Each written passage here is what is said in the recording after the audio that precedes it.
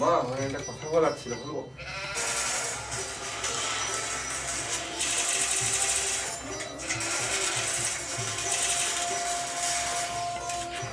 কি হয়েছে বল।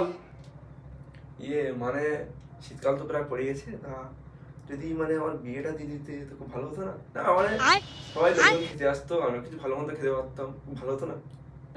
না না না, তোর বিয়ে এক্ষুনি দেওয়া যাবে না, পাগল নাকি? এখন তোর বিয়ের বয়স হয়নি।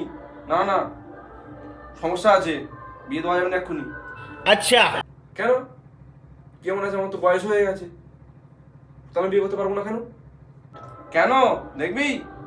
দেখ তাহলে।